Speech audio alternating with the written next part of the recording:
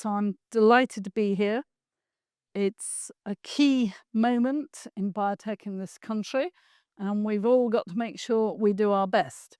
So I'm going to look at it through the eyes of antimicrobial resistance. I think you all know what that means, but it's about bugs, whether it's bacteria or viruses or fungi, becoming resistant to the treatment. Unfortunately, most of the public, when they hear antimicrobial resistance or AMR, think it's they who are becoming resistant. It is Darwinian, it's survival of the fittest, it's happened forever, it will go on happening. Because did you know that most antibiotics in use are natural antibiotics? Have been made by other organisms to fight them off. And global health, I've cared about for years. So AMR is a global health issue. We're also going to look at how it's what's called a One Health issue, because, and I'll talk mainly about antibiotics because that's the big emergency, but fungi, HIV, everything else, it matters. Because they're used in the food chain, they are all over contaminating the environment and all sorts of things. So in practice, I'm going to go through a lot of things, and one of my team must have decided that you wanted to know what I was going through. But I'm not going to bother with that slide. I'm looking where to put my notes that they've given me.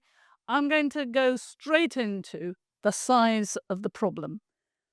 And we really do have an antibiotic emergency. Penicillin is probably the greatest discovery in medicine in the last century, and we risk losing antibiotics this century. And what we've got is, as I'm going to show you, AMR rising, but the production of new antibiotics really falling over pretty well and hardly happening.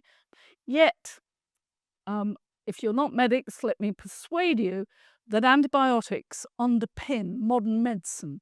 Having babies by caesarean section, transplants, diabetes, new joints, you name it, and antibiotics are used and needed. I had a cancer operation in January. I got it all out. I'm fully cured, bowel cancer.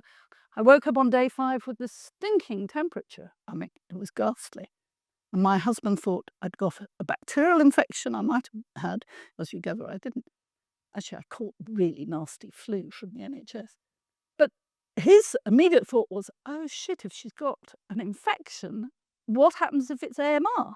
1 in 4 people with cancer get serious infections, and the incidence of AMR is going up and up.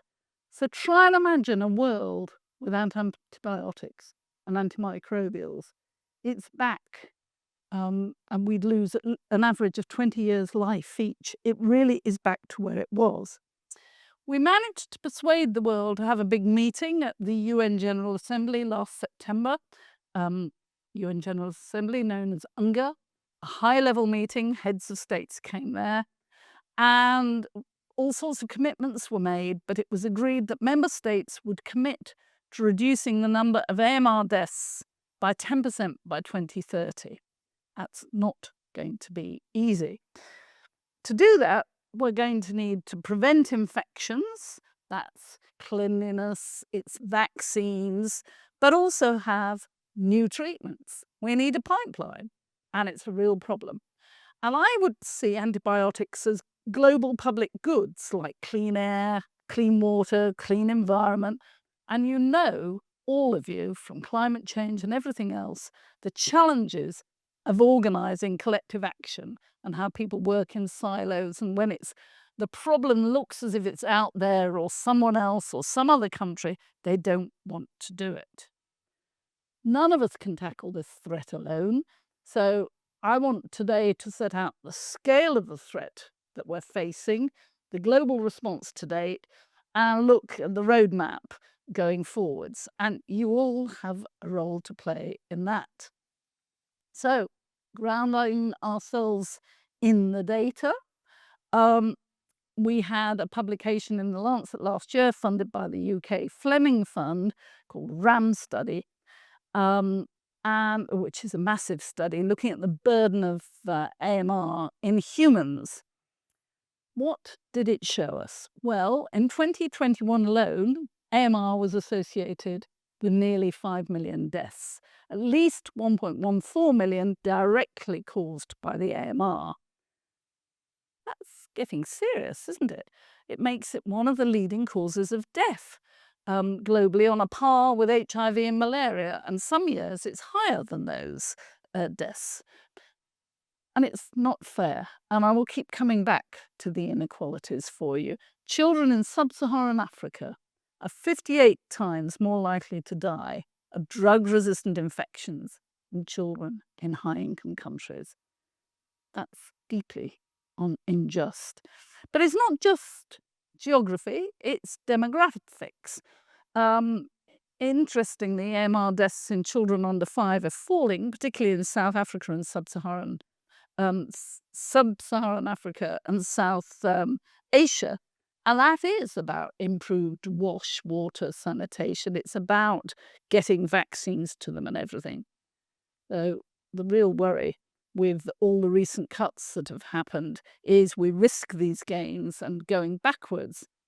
And there's a flip side to that, which impacts me, and hence my story about my hospital visit. Adults aged 70 and older have a surge in AMR by over 80% over the last decade. So we're living longer, but we're getting more infections, and we have more AMR that kills people off. What about the UK?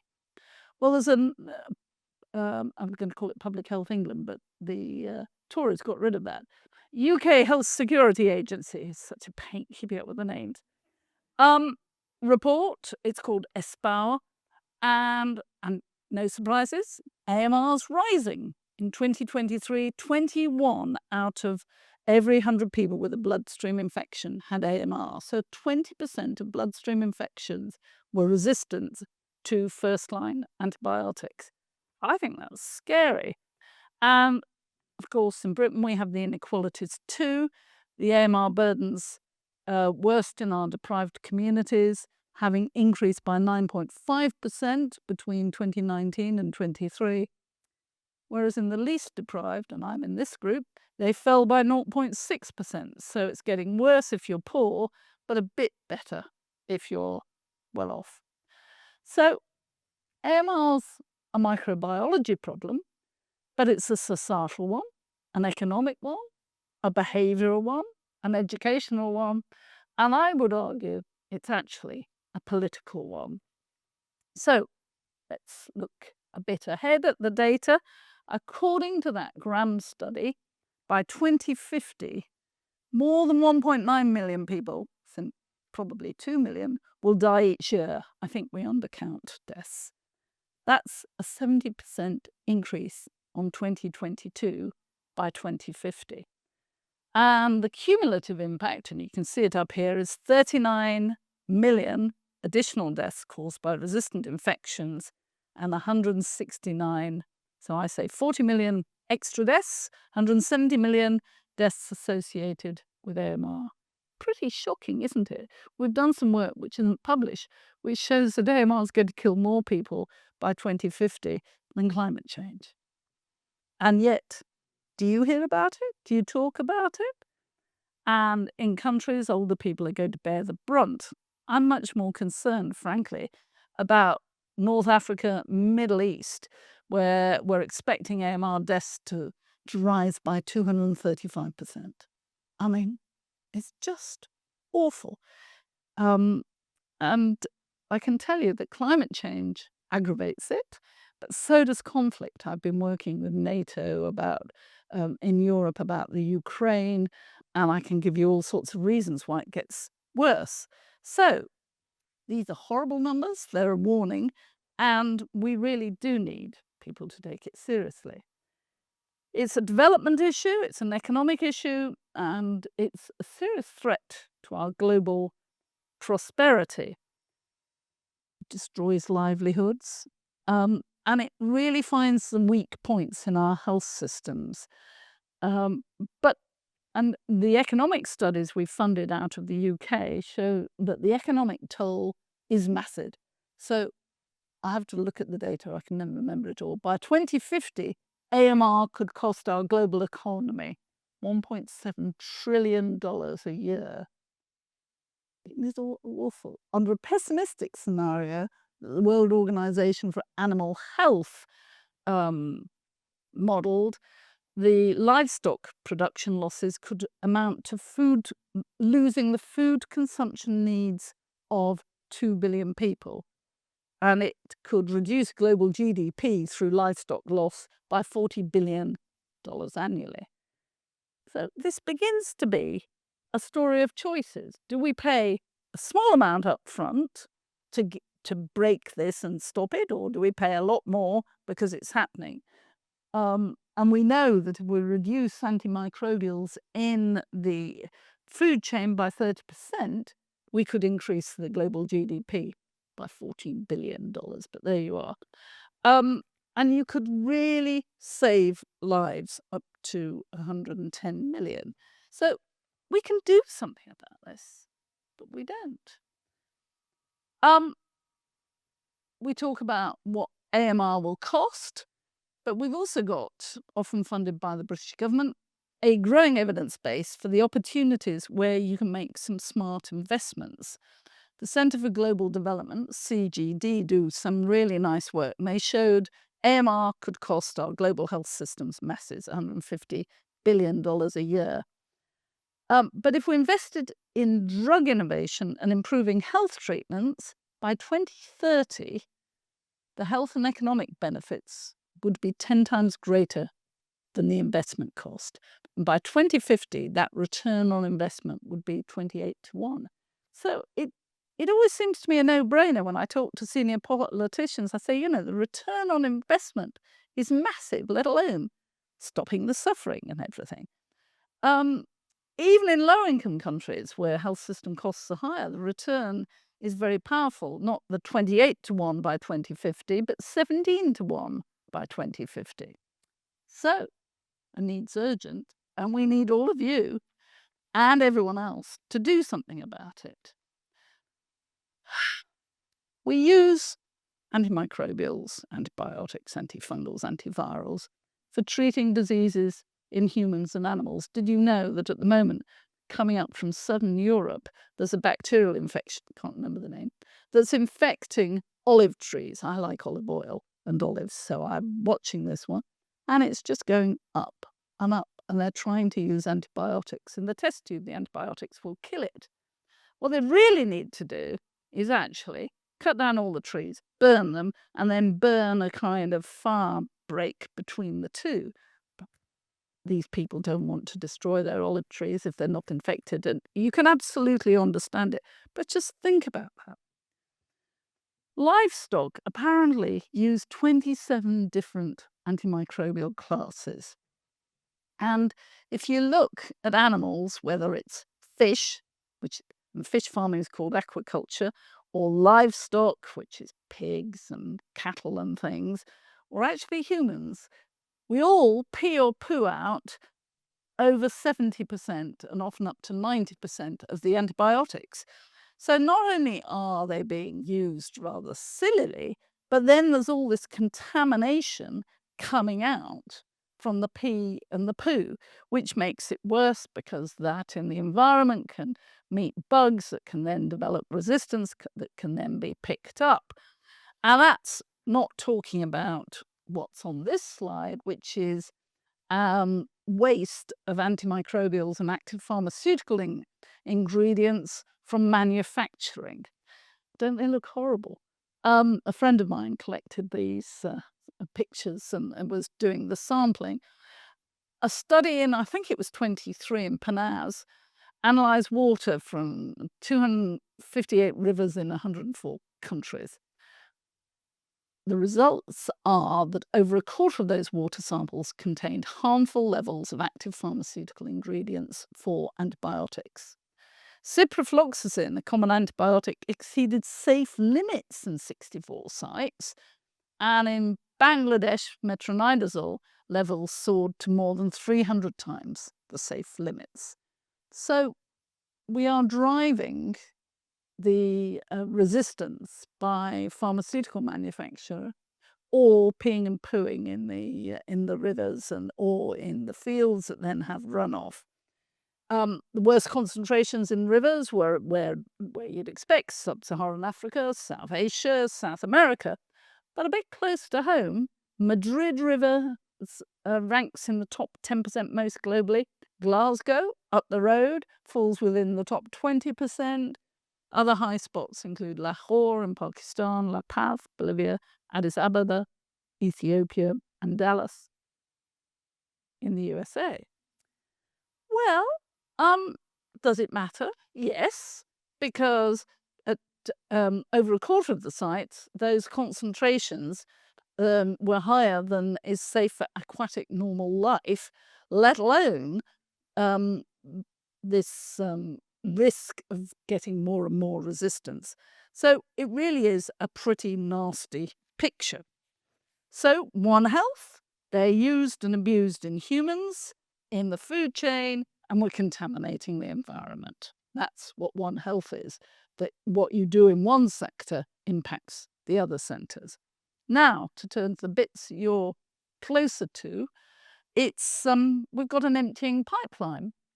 So when I was a young doctor, I started here. When a patient got an infection, if it wasn't responding, the microbiologist would come and say, "Sally, we've got the wrong antibiotic," and he'd open the cupboard and get out another. Well, if you look to now, you begin to say, "Oh, but the cupboard's bare. What are we getting out?"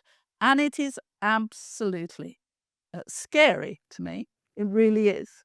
There've been patients in the States that have died of AMR, where they have access to every drug, all the experimental drugs, and they can't save them. I mean, that to me is a needless death. We shouldn't let it happen.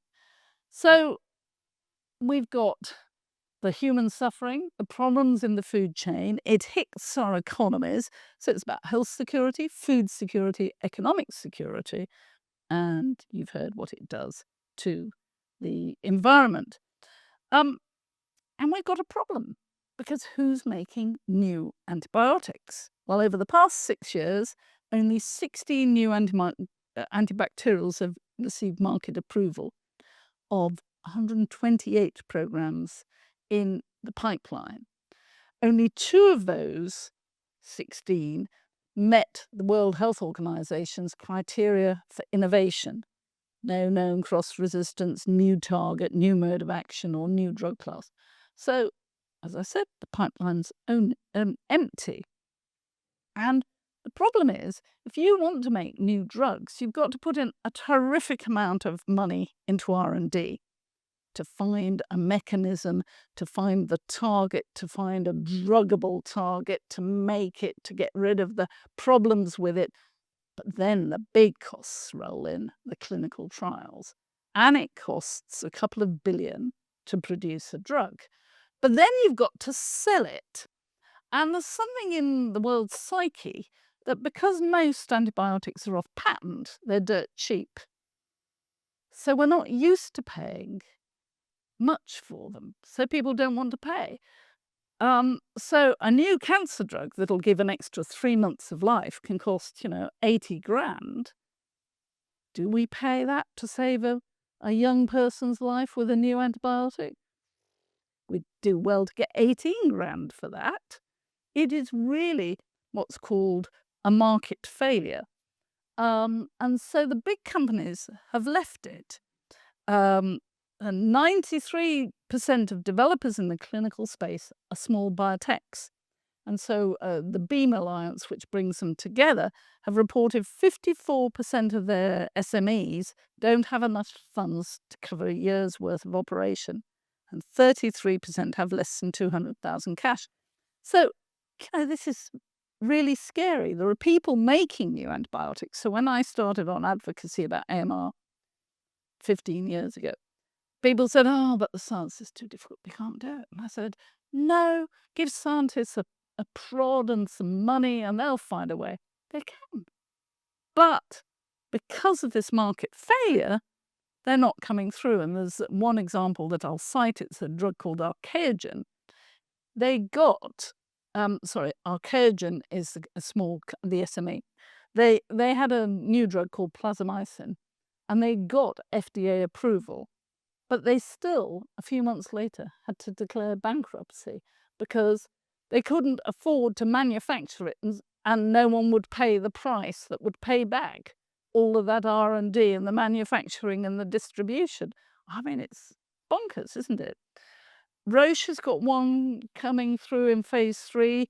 MHRA has just licensed a good GSK one, but it's really worrying. And it's not something one country can sort. We started working really hard on this when the G7 presidency was under our UK presidency in 2021. And we had a big look, and we got the finance ministers talking about it. I think it was Jeremy Hunt. He's been really supportive, but I think it actually was Jeremy Hunt as Chancellor who got them to talk about it. And what we agreed was we really need pull incentives so that the big companies would go back in. And we think that the numbers are fairly clear that if we put in the G7 new pull incentives, we could save 61,000 lives in 10 years and 1.2 million by 30 years. And there's a return on investment of 11 to 28 to 1. So it seems to me Noddy's, maybe Noddy's not politically correct any longer, I've no idea, but it seems to be Noddy arithmetic that you really ought to invest in this. But we're having problems. At the moment, the UK is doing it well. Japan has said it'll do a pilot, but it's putting piddling amounts of money.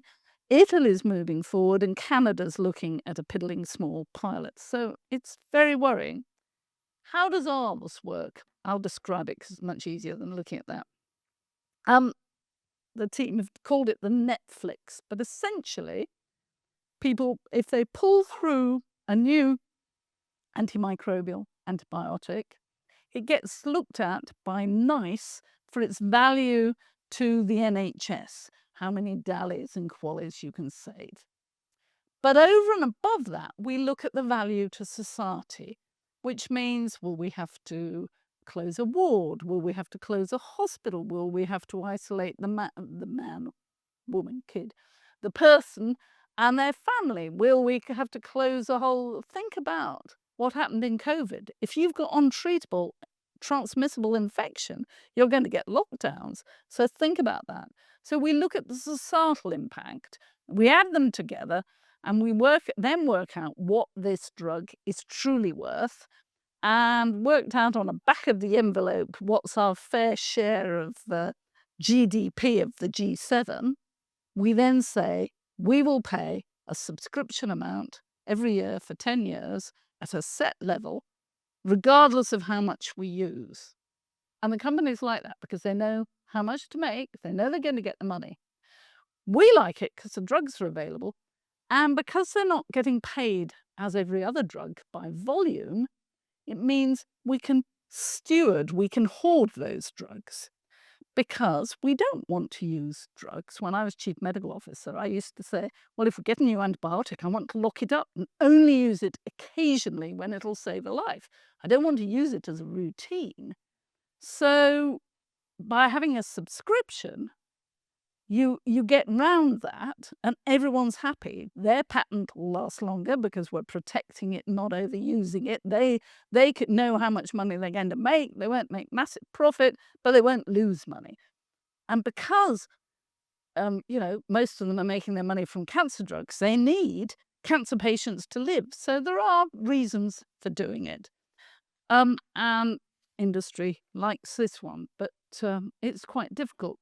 The other thing that we would put in is the British Standards Institute, the BSI, have developed a kite mark consulting all around the world for minimised risk of antimicrobial resistance for factory discharge.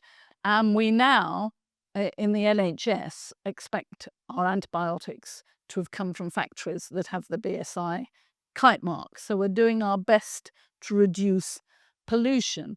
And actually that UNGA meeting last September that I mentioned did call for the global adoption of standards for sustained antibiotic production. And there is one already. The WHO are not very happy because they think they should have the standard, but the BSI work all over the world and they've done it for years. So at UNGA last September, we had this high-level meeting. We passed a declaration. I mentioned a couple of things like the objective to reduce overall deaths by AMR by 2030 by 10%. But there you are. The outcome reasonably addresses the interests of the low and middle income countries, but we've now got to have some action.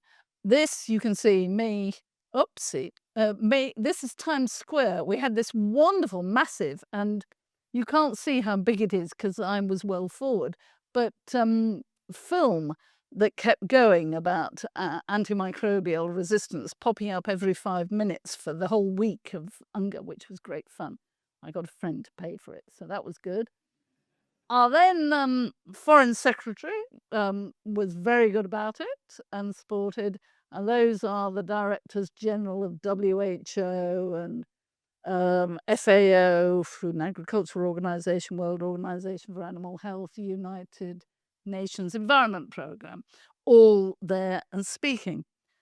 Trouble is, it's very easy to agree something and to talk, but to actually make something happen, you would not believe how much effort and hot air I had to generate to get that subscription mechanism in.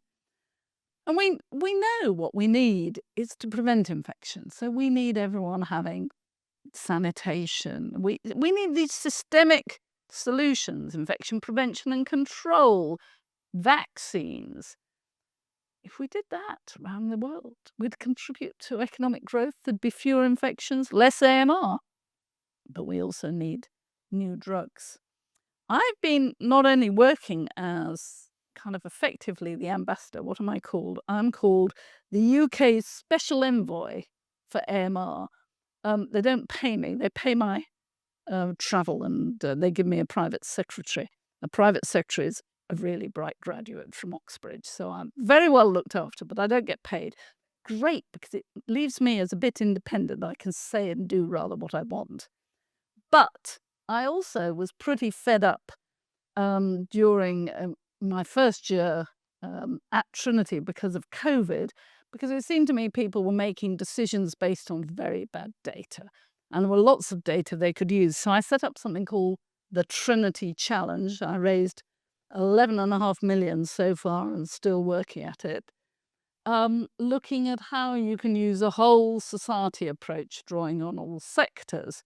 And in 2025, we turned our focus on AMR. And we launched the third challenge on community access to effective antibiotics.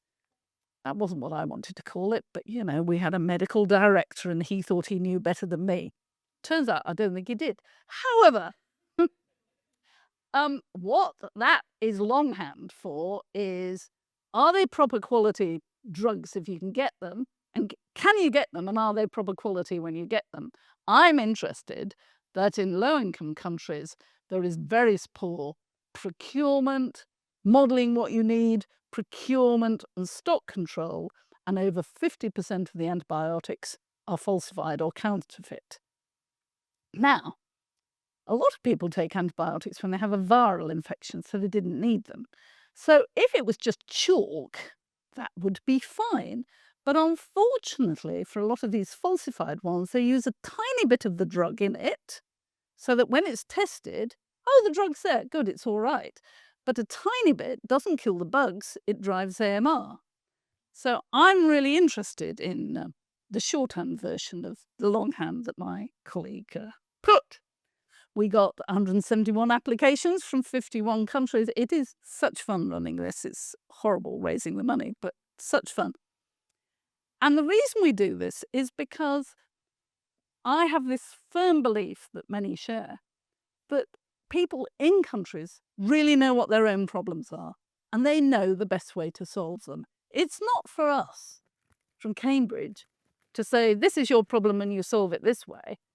To work with them and say, so what do you think your problem is and how can we, is another thing. So we insist that these are led out of the low and middle income countries.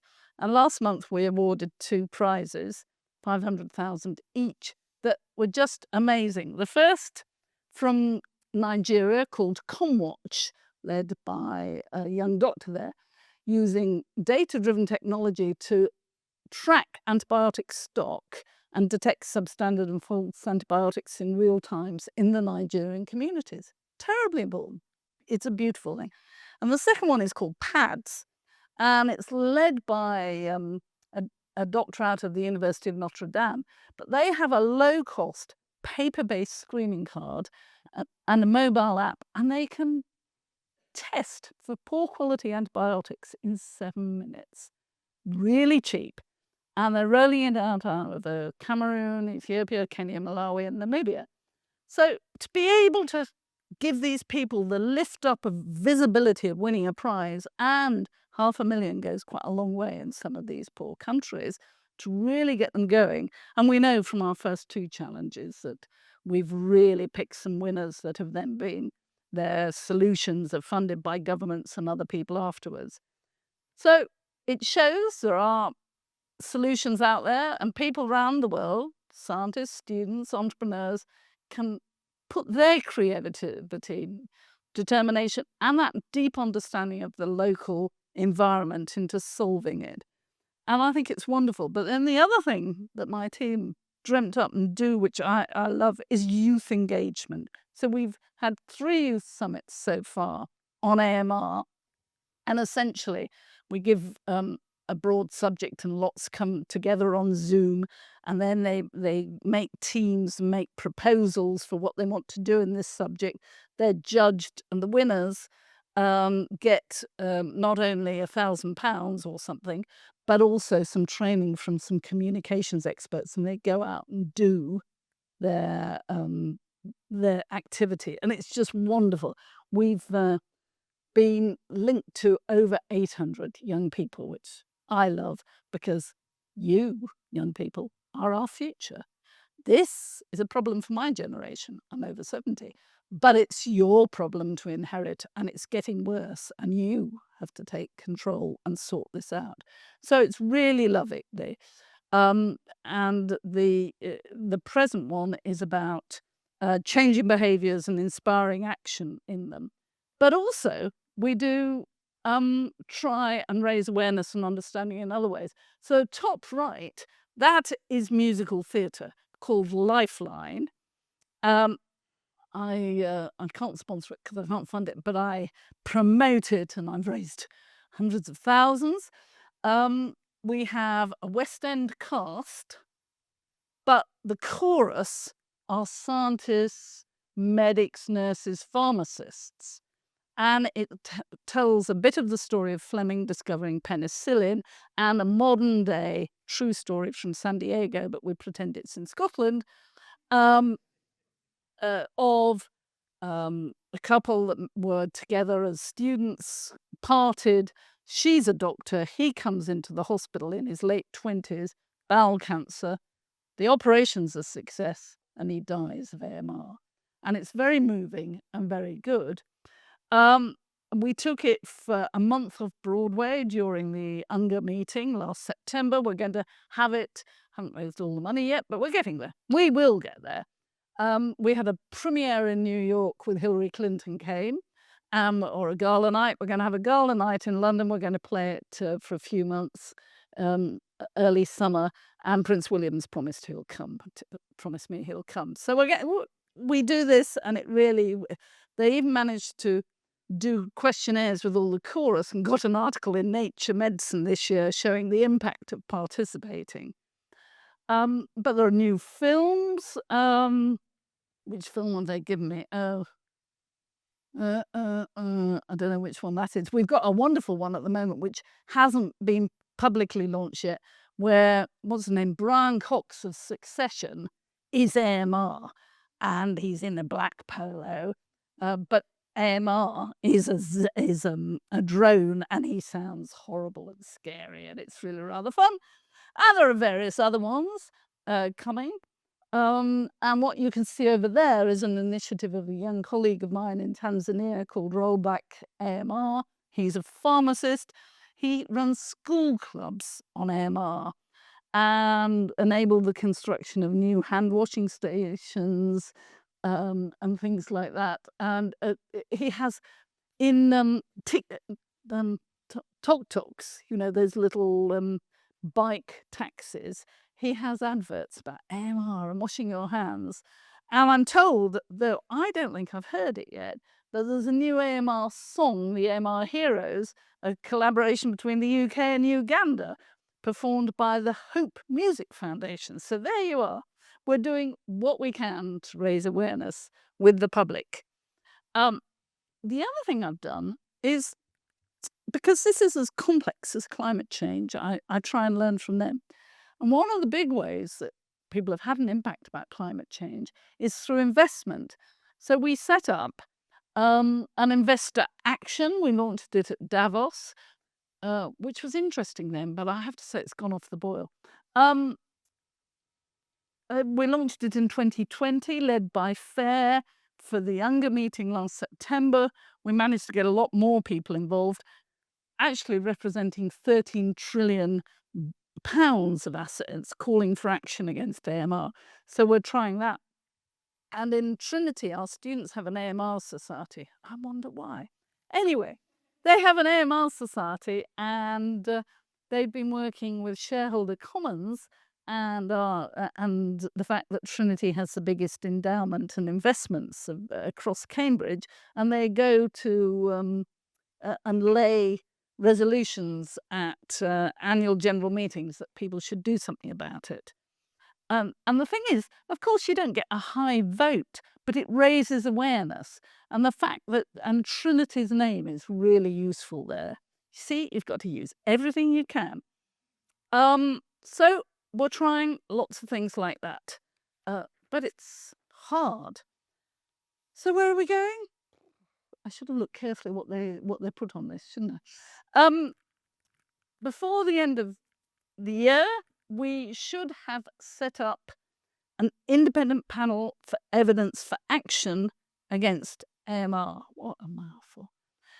So I've been banging on, I often bang on, since 2016 that we needed for AMR an IPCC, because we need the independent science evaluations that can impact policy. But have you noticed how that has become a communication mechanism, and everyone looks, and it's the basis of COPs.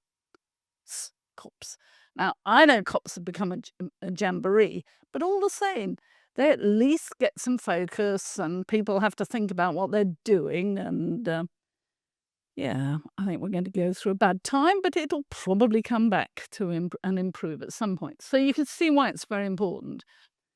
It's very interesting that at the moment we're going through a consultation phase led by the UN system on the process for getting this to happen. And all the academics are getting, well, where's the independence? Where's the... Oh, shut up. We need a process to support independent academics. Just back in your box until we've got a process that is affordable, that's deliverable, that allows independent scientists to work. And then another group of scientists said, and these are the questions they should address. And I looked at them as a policymaker, having been the chief medical officer for, 10 years, and thought, I don't think any Ministry of Health is going to be interested in the answer to this. So, we'll get there. We have pushed very hard. We got the former Foreign Secretary, I've forgotten his name, David Lammy, to stand up publicly at UNGA and say Britain wanted this to be based in Nairobi, and it now looks as if that's accepted. Early next year, I'll be at the Nigerian, interministerial meeting. which this will be the third or fourth, and at the moment they're more of a jamboree than anything else. We had one in Oman, that was interesting. We had one in, where did we go? Saudi, that was just Saudi, showing us how rich and wonderful they were. Beautiful food, no alcohol, which is fine, but we didn't move forward. So I'm rather hoping that Nigeria will be more action focused, and we're pushing on G7 and G20, particularly about innovation, antibiotics, diagnostics, but also on behalf of the low and middle income countries about access and surveillance. So, what matters to the low income countries as well as access and surveillance? Well, we've got to pay for it. They need sustainable financing. And at the moment, that's proving very difficult with the situation as it is. We've got World Economic Forum, Davos involved, trying everything. Maybe something will work. And then, of course, 2028 is the centenary of the discovery of penicillin. So can we, as a nation, rise up and really make a noise about this and get some action? We've all got a role to play in this. You could all look at what you do from an AMR sensitive position. So we use these words, they came from the World Bank, AMR specific. AMR specific is discovering an antibiotic or doing stewardship of antibiotics or something specifically like that. AMR sensitive is doing things that will make a difference and reduce infections and reduce AMR, such as wash, vaccinations, hand washing, all the rest of it. So infection prevention and control. So think in your lives, what are the AMR sensitive things you can do? Don't demand antibiotics if you've got a cold or flu. Use them sensibly and see what you can do to help. It's your generation that's going to have to sort this because we're in a mess. Thank you.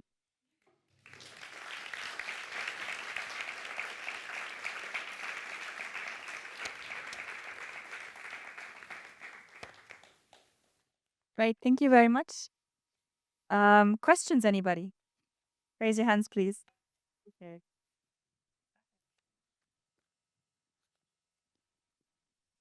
Thank you so much, ma'am, for the presentation. I'm Isaac Ekundayo from Nigeria. So much of mention of Nigeria in the presentation.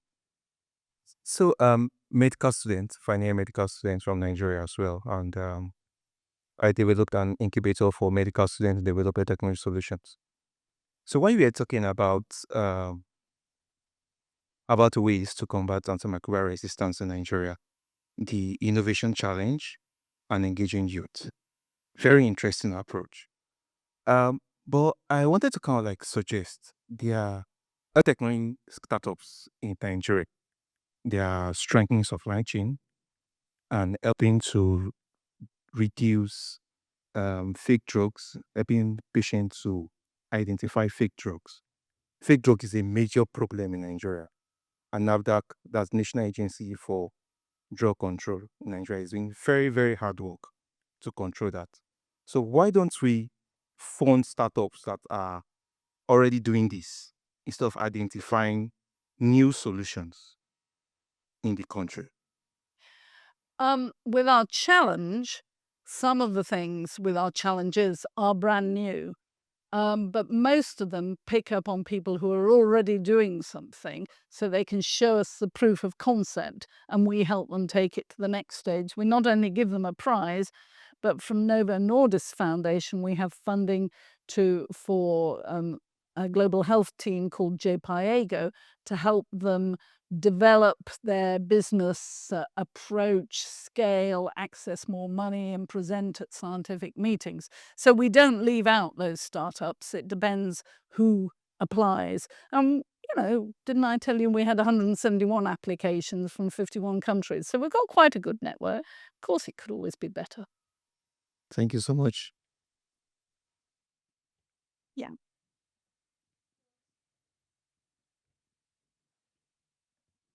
Thank you so much. That was such an engaging talk. Feel very honoured to have heard you speak. I just wondered if I could get your opinion on if we could somehow change clinical practice now and stop overprescribing antibiotics and clean up our waterways, etc. How much do you think this will delay this impending catastrophe when none of our antibiotics work anymore? Or do you think it's more important that we start innovating antibiotics now? As in, kind of, when is this going to happen? Yeah. Thank you. Well, two-part question. I think we need to do the innovation now because it takes normally 20 years from finding a target to getting it into the clinic. But you are right that if we cleaned up our act, looked after what we've got and didn't contaminate the environment, we'd have a big impact, and that could potentially hold it. I went to I was invited, and it was an invitation I couldn't refuse. I'm not going to tell you who, but you may work it out. To a farm which is run on homeopathic basis. And there were 12 of us being shown things. And apparently lots of cows, when they stop being milked, the normal way to stop it is to put wax on the udders and then inject into each quadrant antibiotics. And so this, the manager of this farm was explaining how they used homeopathic products instead of antibiotics, and their cows did really well. And without thinking, I said, "So water works." I thought I might not get invited again. I did, as a matter of fact. That shows the power of being CMO. But we could do a lot in human medicine and livestock. We do not need to do what we are doing in many places. If you saw aquaculture and the water that these fish live in, people are tipping antibiotics into the water. And then, of course, it's washed free out into the waterways. As Norway decided for their salmon and trout to vaccinate fish, and their protein yield has gone up like that, and their antibiotic use is next to nothing. They vaccinate every single tiny fish with a mixture of 4 vaccines. And I went to visit one of these fish farms, and I did it. I've got a very funny picture of me 10 years ago, grinning from ear to ear, wrapped up in yellow oilskins, vaccinating fish. Now, it's so exciting. They've got a robotic machine, and all those tiny fish go through, and they vaccinate them. I mean, so, why are we not doing that for Asian sea bass? Why are we not doing it for all sorts of other things? It can work, but we've got to put in the effort, and people have got to care. And that's why we have all this data, which, I'm sorry if I bored you with it. It's because I pushed that we would fund it from the British government so that you can say to people, look at the cost. Look at what it costs to make something new. We should do this. Because until I made that happen, people were saying, oh, it's not that big a problem. The grand study, the one which shows how many humans die and will die and predicts going forwards, the boss of that is the biggest grant holder of Bill Gates. And Bill, out of his own back pocket, funded their new building. And he rang me up towards the end of the study, and I didn't know the results, and said, shit, Sally, it's every bit as bad as you said. And I said, I haven't said how bad it is. I don't know. And he said, it's awful. I didn't realize how bad it was. And he told me, and I said, nor did I. Before that, we were flying blind. And it's a massive cause of death and suffering. And it's horrible. Thank you so much for the presentation and to bring this topic to discussion. I'm Ivan Jovet, Director of Entrepreneurship at SimBioBeta. About 10 years ago, I was spinning off a biotech company that were developing enzymatic feed additives for animal health. And I remember that that some farmers were using mild portions of antibiotics, but not with the intention of protect the animals, but to grow them. Yeah. Is that still a problem? Why we haven't find a scale solution? And just one more question on the tech side. That was industry practice, but on the tech side, have you seen anything going on with gene editing, immunize the animal and try to have it Yeah, from no, I from- haven't on the tech side, but yeah, I mean, approaches like that will come through in the end, won't they? Yes, isn't it interesting that if you give antibiotics to little piglets, they grow more, they gain an extra kilo over their time, and chickens and everything too. So, and actually, there's a direct correlation in human babies. Um, Antibiotics given against weight, and the ones who've had lots of antibiotics grow fatter. And then I'm not supposed to say fat, am I?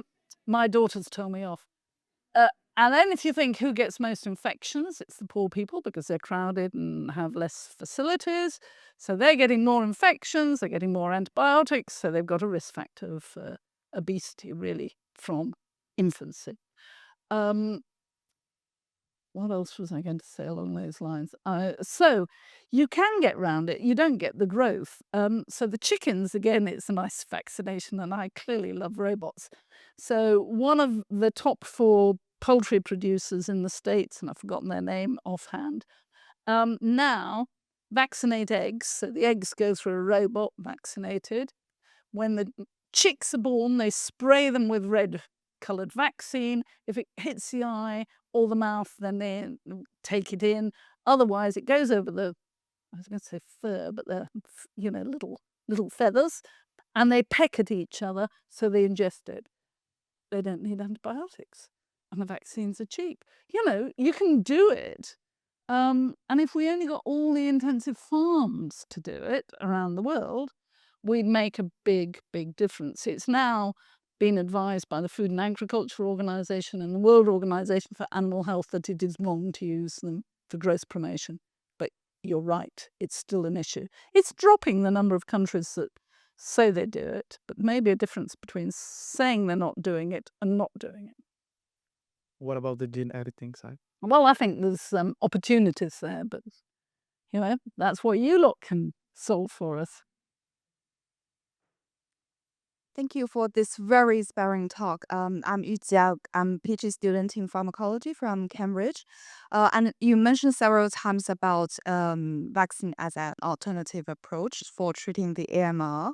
I know there are quite a few bacteria that currently don't have approved vaccine. For example, the Helicobacter pylori, which infects half of the population in the world. My question is, I wonder your thoughts on when considering the cost-effective balance between manufacturing the vaccine, for example, the cold chain for sending all the vaccines to the low-income or mid-income countries, and the cost-effectiveness in treating the AMR.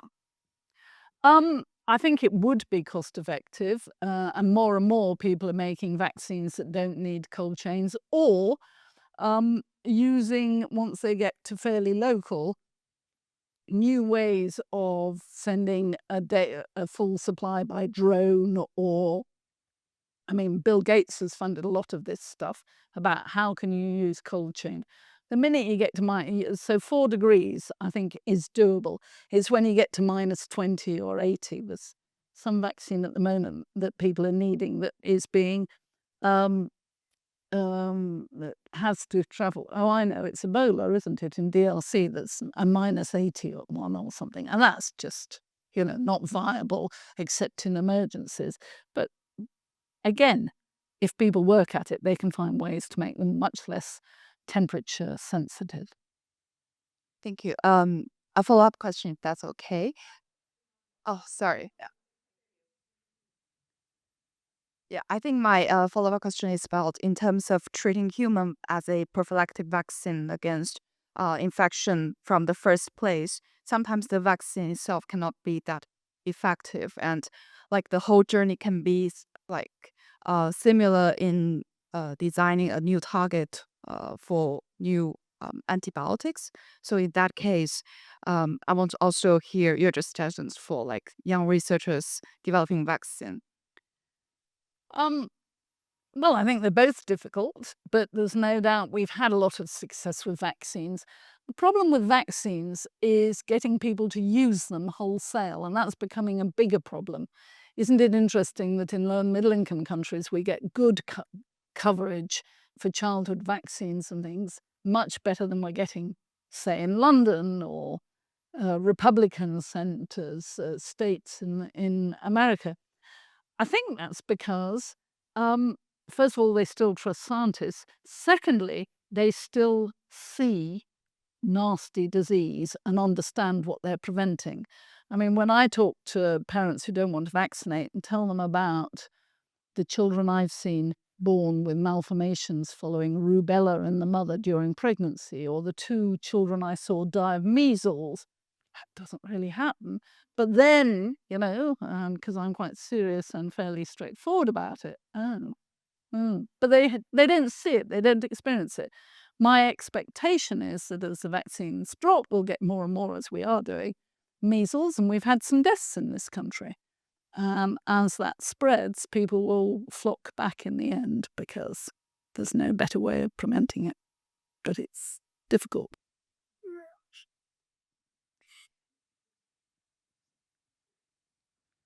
Um, Thank you, Professor, for your time and for the talk. My question was more on the political side of things and tokenism more specifically. Um, do you think, whether it's through the rethinking how we develop antibiotics or AMR or the pandemic treaty as well, um, is the international community making the same mistake in terms of leading the way with the G7 and G20 and then including the communities that are actually impacted by how AMR, for example, is expected to affect them? And do you what could we do as a community of youth to actually contribute to that dynamic and change and the way that we do things? So you've got a very important point. However, where's the money? It's in the G20 and G7. When I talk to people, I explain that my model is subscription, a model paid for by the rich countries, and then you'd have tiered pricing like we did with the HIV drugs for everyone else.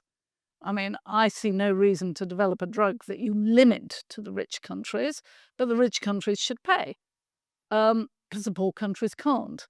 It is interesting that different countries have different priorities, and I think you've got to work that one through. But if we could only get the system working, we could make a fair number and it would be all right.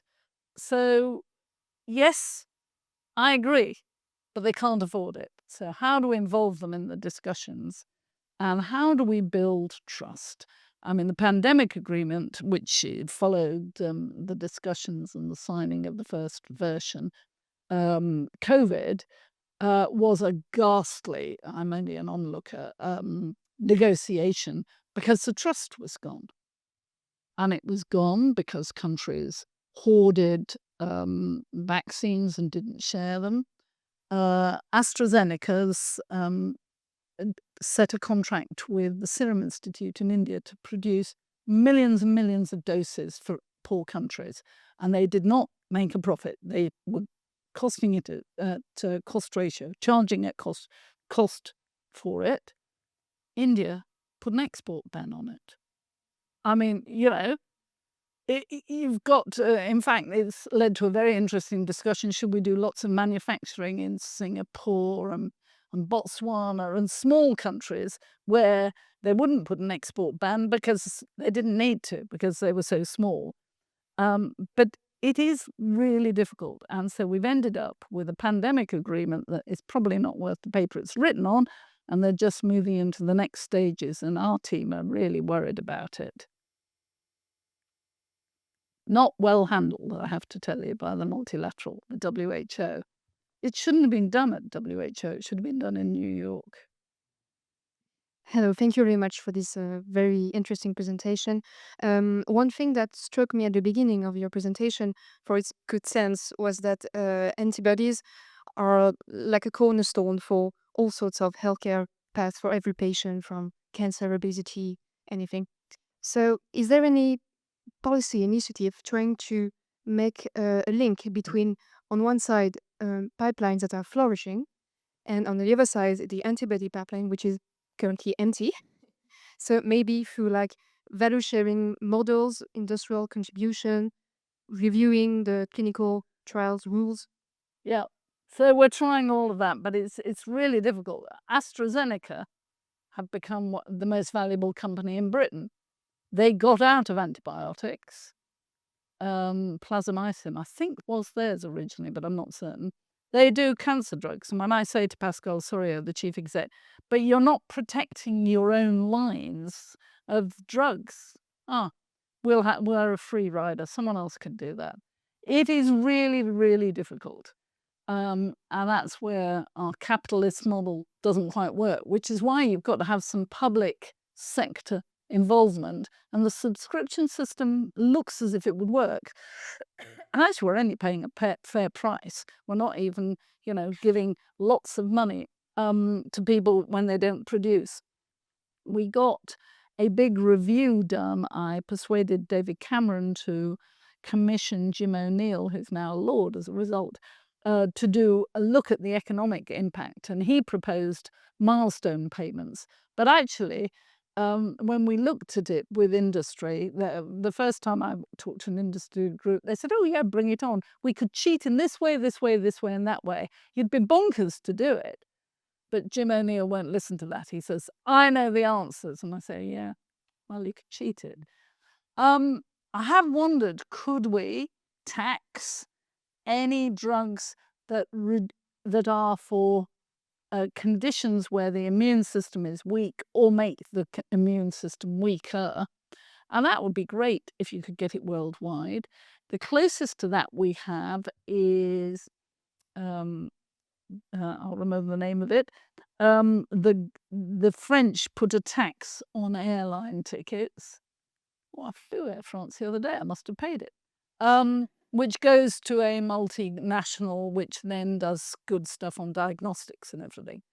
So that's the closest I know of that model. It's very difficult bringing in a taxation model. OECD had got a long way to agreement on a tech tax across countries. And Trump comes in and that's all irrelevant. But you're right, those models, we've looked at them and we must keep looking at them because times change.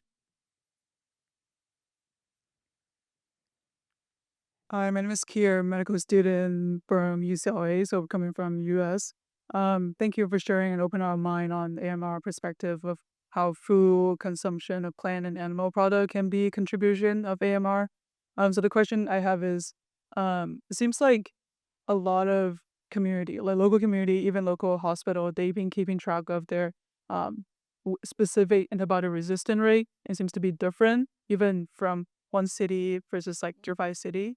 So I wonder if perhaps there are some more community level grassroots effort that might be even more beneficial compared to more general global scale. Ideally, the global scale would be made up of community surveillance that kind of fed up and coagulated at different levels. So I absolutely agree. Why is it different from one place and quite different 5 miles away? Inequities, social inequities, different behaviors, both of patients and of prescribers, different access. I mean, you can see why it's different and variable, but one shouldn't assume that it's an average. Ideally, you'd get it for every place and build the picture from there. America wasn't doing badly. We do quite well in this country, the UK as a whole. But the CDC was probably doing less and less.